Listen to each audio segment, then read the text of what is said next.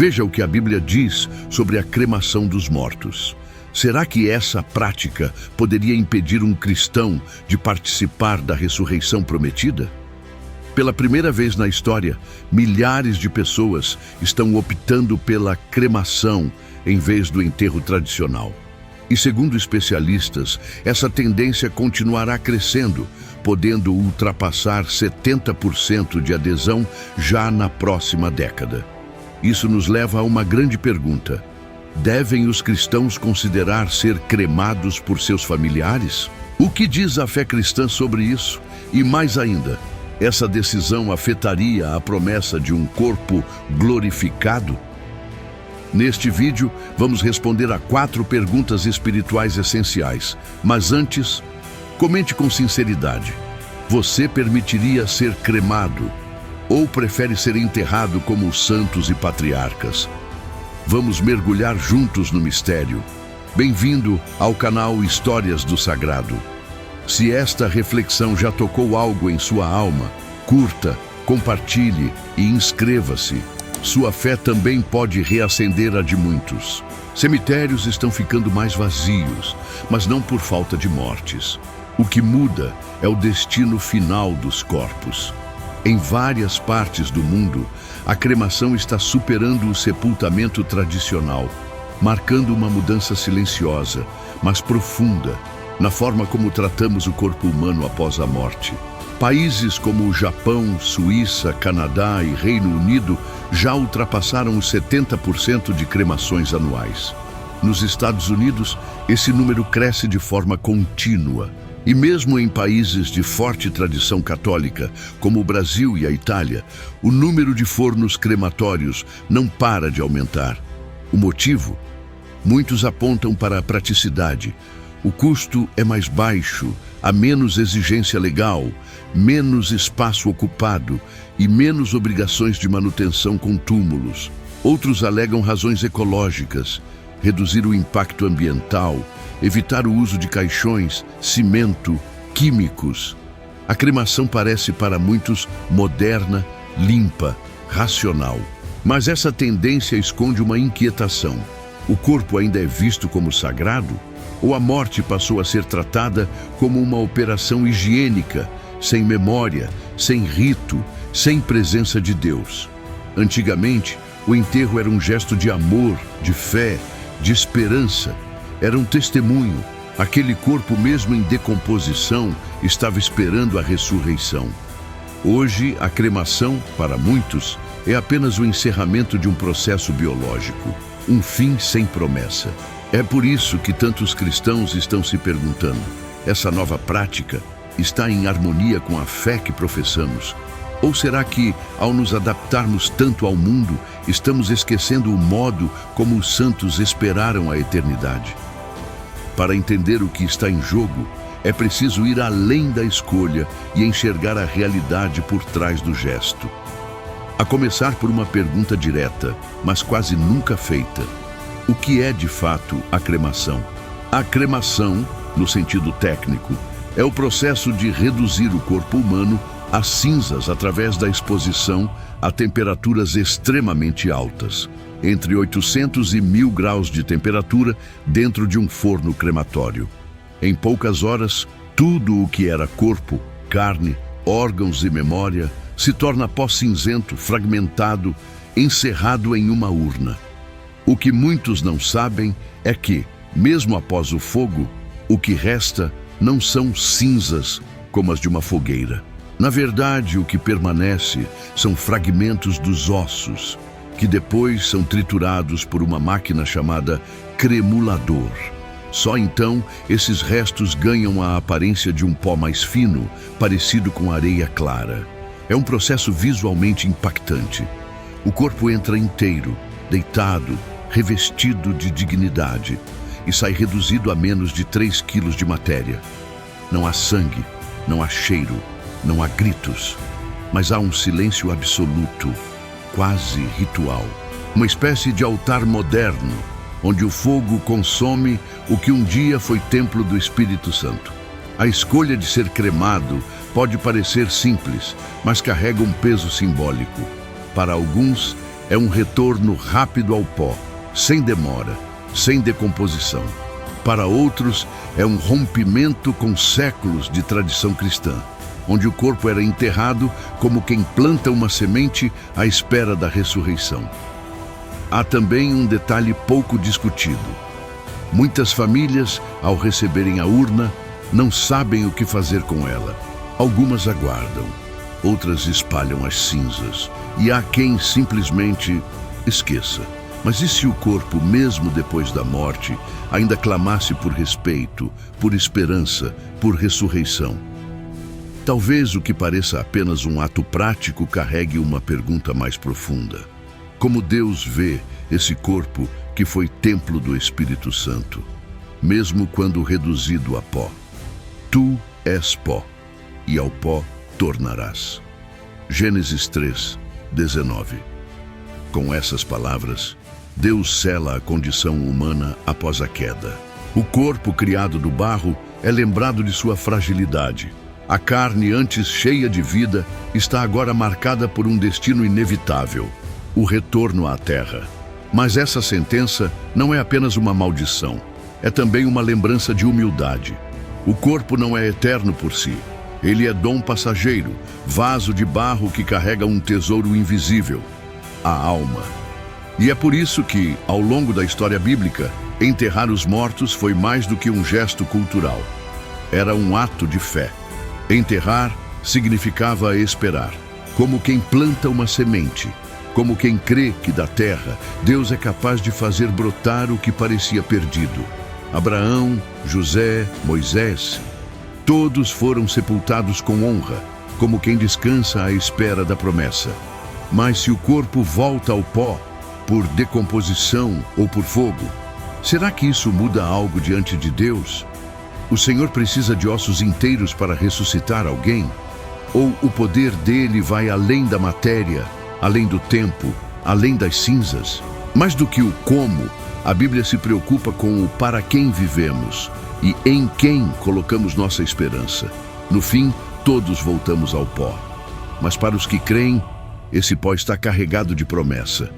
Voltar ao pó, então, não é desaparecer, é confiar. É repousar na certeza de que o Criador conhece cada célula, cada osso, cada cinza, e que do pó Ele é capaz de fazer surgir o corpo glorioso. É mais barato, não ocupa espaço, é mais limpo. Estas são, frequentemente, as respostas imediatas de quem opta pela cremação.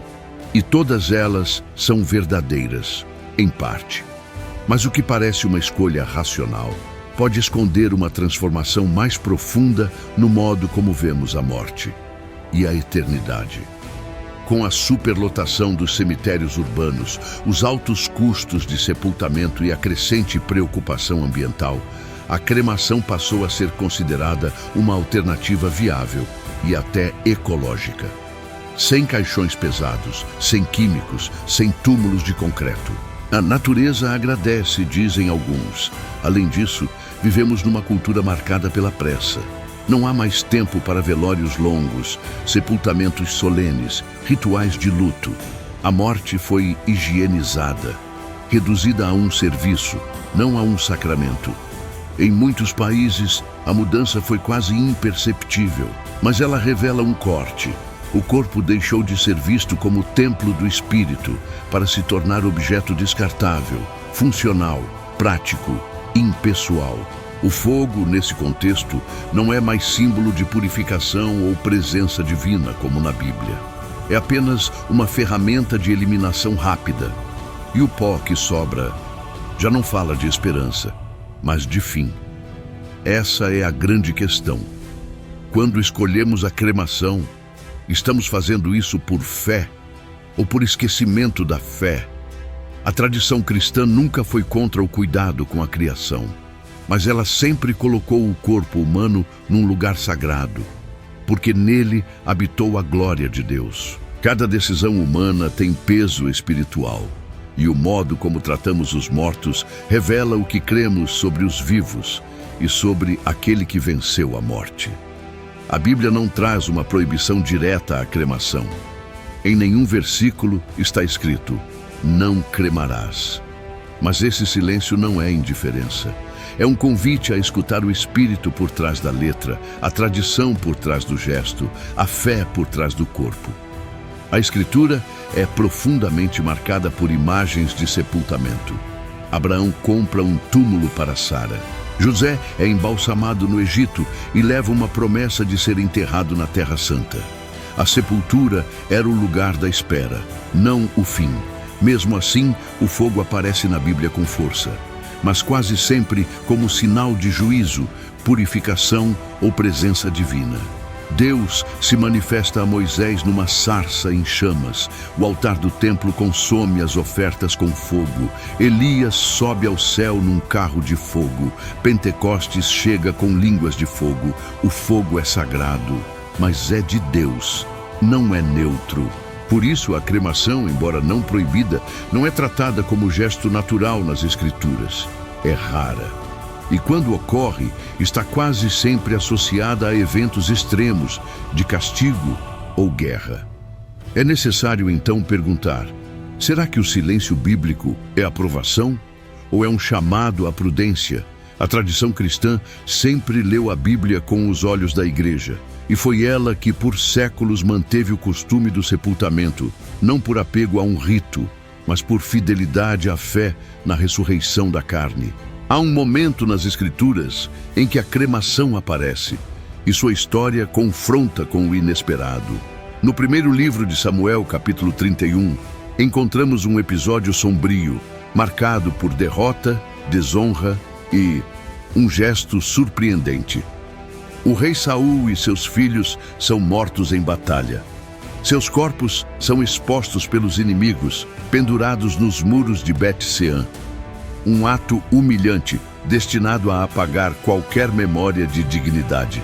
Ao saberem disso, os valentes de Jabes de Gileade marcham noite adentro, arriscando a vida. Recuperam os corpos e, ao retornarem, os queimam. Depois recolhem os ossos e os sepultam sob uma árvore. Essa é, talvez, a única cremação explícita feita com reverência no Antigo Testamento. Mas por que fizeram isso? Foi desrespeito? Foi desprezo? Ou foi justamente o oposto? Um ato de compaixão diante da decomposição e da profanação sofrida. O gesto daqueles homens parece mais motivado pela urgência da honra do que por uma prática ritual comum. Queimar os corpos ali não foi escolha fria. Foi resposta a uma situação extrema, em que o enterro tradicional era impossível sem que antes o fogo purificasse a violência do inimigo. Não houve celebração pagã, não houve desprezo pelo corpo.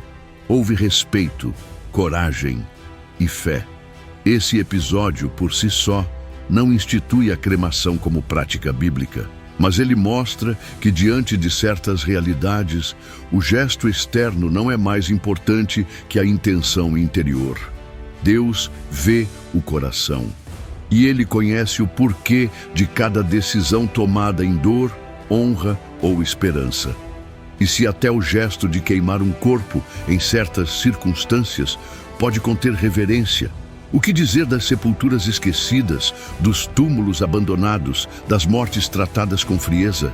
Nem todo corpo queimado foi profanado, e nem todo corpo enterrado foi tratado com fé.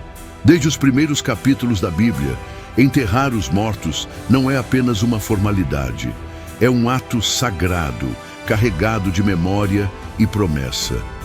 Abraão chorou por Sara e fez questão de comprar um campo em Macpela para enterrá-la com dignidade, como narra o livro do Gênesis, capítulo 23. Ali mesmo, ele também seria sepultado depois. Era mais do que um lugar físico, era um símbolo de pertença à terra da promessa. O patriarca José, mesmo sendo príncipe no Egito, fez os israelitas jurarem que, quando saíssem daquele país, levassem seus ossos com eles. O livro do Êxodo, capítulo 13, versículo 19, diz: Moisés levou consigo os ossos de José, porque este havia feito os filhos de Israel jurarem solenemente, dizendo: Deus certamente vos visitará, e então levareis os meus ossos daqui convosco. Esse cuidado com o corpo era mais do que respeito. Era uma declaração de fé na promessa de Deus. Cada sepultura, cada túmulo escavado na rocha, era um lugar de espera, como se a terra guardasse em silêncio os justos que ali dormiam até o dia da ressurreição. Por séculos, enterrar os mortos foi visto como um gesto de obediência à esperança. Não porque o enterro em si salvasse alguém, mas porque ele traduzia em gesto aquilo que a alma cria. Eu sei que meu Redentor vive e que no fim se levantará sobre a terra. Livro de Jó, capítulo 19, versículo 25. O cristianismo primitivo herdou essa compreensão. Catacumbas foram escavadas com devoção. Mártires eram sepultados como sementes de eternidade. Não havia luxo, mas havia fé. Enterrar era dizer ao mundo: esse corpo descansará até que Deus o desperte. E mesmo hoje, quando a tecnologia nos oferece alternativas, a pergunta permanece: é tradição ou é doutrina? Ou será que é um gesto de fé que transcende o tempo e fala mais do coração do que da forma? Na Bíblia, o fogo aparece frequentemente como instrumento de juízo, um sinal da presença divina, mas também do seu zelo. Por isso, muitos têm receio de associar a cremação, um ato de fogo, a algo impuro ou indigno. Mas é preciso discernir com cuidado. No livro do Gênesis, capítulo 38, versículo 24, encontramos a história de Tamar, que, acusada de adultério, seria queimada viva por ordem de Judá. No livro do Levítico, capítulo 20, versículo 14, lemos que, se um homem tomasse para si tanto a mãe quanto a filha, todos deveriam ser consumidos pelo fogo. E no livro dos Números, capítulo 16, o Senhor abre a terra para engolir os rebeldes Corá, Datã e Abirão e consome com fogo os 250 homens que ofereceram incenso indevido. No livro de Josué, capítulo 7, versículo 25, Acã, que havia roubado o anátema, é apedrejado e depois queimado. O fogo aqui não é sepultura, é juízo, não é honra, é condenação. Diante dessas passagens, alguns cristãos ficam desconfortáveis com a cremação. Temem que ela se assemelhe espiritualmente aos castigos bíblicos, mas é fundamental distinguir o que é punição ritual e o que é gesto pessoal feito com fé e amor. Não é o fogo que torna algo profano, é a intenção. Nos exemplos citados, o fogo foi expressão da justiça de Deus diante do pecado deliberado. Mas um corpo cremado por decisão consciente, com respeito, não está sob maldição. Está sob o olhar misericordioso de Deus. A tradição da Igreja sempre ensinou que a ressurreição não depende da integridade física dos restos mortais. Deus é Senhor da matéria e pode levantar à vida os corpos dissolvidos nas águas, nas cinzas ou no pó mais disperso. O fogo pode queimar a carne, mas não destrói a promessa. A pergunta que arde no coração de muitos cristãos é direta: se meu corpo for cremado, ainda assim ressuscitarei? A resposta da fé não vacila, sim, porque a promessa da ressurreição não depende da preservação da carne, mas do poder de Deus. No primeiro livro aos Coríntios, capítulo 15, o apóstolo Paulo nos conduz por um dos textos mais sublimes da Sagrada Escritura. Ele compara o corpo ao grão que é lançado à terra. O que tu semeias não revive, se primeiro não morrer, diz no versículo 36. E mais adiante, no versículo 44, afirma: semeia-se corpo natural, ressuscita corpo espiritual. Não importa se o corpo foi queimado, decomposto ou desfeito no fundo do mar. O Senhor, que conhece cada fio de cabelo, cada célula e cada memória, também conhece as cinzas. Para Ele nada está perdido, nada está fora do alcance da ressurreição. Quando professamos no credo, creio na ressurreição da carne, não estamos dizendo que nossos corpos ressurgirão exatamente como eram. Estamos afirmando que Deus dará nova forma, novo brilho, nova glória ao que antes era mortal, limitado e frágil. Jesus, mesmo após ressuscitar, trazia sinais de continuidade, mas também de transformação. Reconhecido pelos discípulos, mas transfigurado, ele atravessava portas, comia peixe, falava e, ao mesmo tempo, resplandecia a eternidade. Crer na ressurreição é mais do que acreditar que viveremos novamente. É crer que o que hoje é pó, um dia será luz. E se Deus pode fazer o universo a partir do nada, quanto mais poderá Ele fazer com o que resta de um corpo entregue com fé. A cremação, quando não é negação da fé, mas sim gesto de esperança, não limita o poder divino. O fogo não anula a promessa, porque a ressurreição é obra do Espírito, não da carne. Durante séculos, a Igreja Católica proibiu a cremação, não porque considerasse o processo em si um pecado, mas porque ele era frequentemente associado a ideologias contrárias à fé cristã, como o materialismo, o ateísmo e certas seitas que negavam a ressurreição dos mortos. Foi apenas no século XX que o magistério, observando mudanças culturais e sanitárias, passou a permitir a cremação, desde que não fosse feita por negação da fé na ressurreição. O Catecismo da Igreja Católica, no parágrafo 231, afirma: a Igreja permite a cremação se esta não demonstrar uma atitude contrária à fé na ressurreição dos corpos. Ainda assim, a preferência clara da Igreja continua sendo o sepultamento por sua simbologia mais rica, pela continuidade com a tradição apostólica e por sua expressão de esperança escatológica. Enterrar os mortos é, inclusive, uma das obras de misericórdia. Já entre as igrejas protestantes, as opiniões variam. Denominações reformadas e evangélicas em geral costumam permitir a cremação com mais liberdade, enxergando nela um gesto neutro, desde que feito com respeito. Outras, como algumas tradições ortodoxas e comunidades anglicanas mais conservadoras, ainda preferem o sepultamento por fidelidade à prática histórica da Igreja primitiva. O mais importante em todas as tradições é o sentido espiritual por trás da escolha. Não se trata apenas de um procedimento técnico, mas de uma expressão do que cremos sobre o corpo, a alma e a eternidade. Cada confissão de fé traz consigo uma memória, uma herança e uma leitura dos sinais dos tempos. E diante disso, a pergunta que resta é: minha escolha está alinhada com o Evangelho que professo ou apenas com as facilidades do mundo? A escolha entre cremação e sepultamento não é para muitos uma questão teológica. É uma decisão tomada em meio à dor, ao luto, à realidade prática.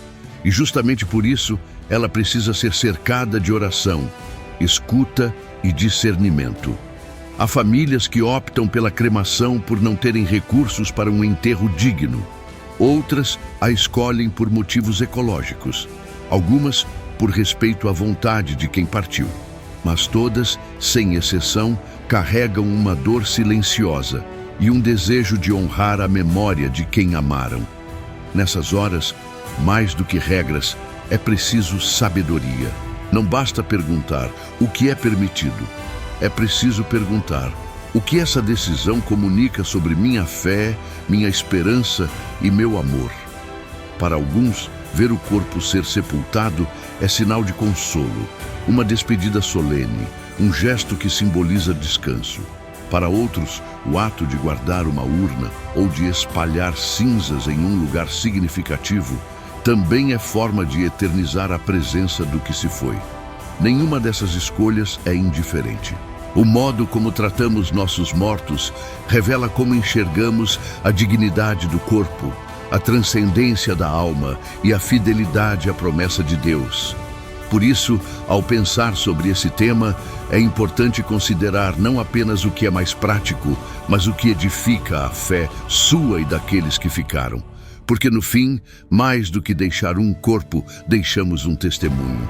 O que desejamos que nossos filhos, netos e irmãos aprendam com a forma como nos despedimos. O corpo morre, mas a fé pode continuar falando. Vivemos num mundo onde até a morte tem preço. Sepultar um ente querido pode custar mais de um salário inteiro. E isso sem contar o jazigo, a manutenção e os trâmites burocráticos. É nesse cenário que muitos recorrem à cremação, por necessidade, não por convicção.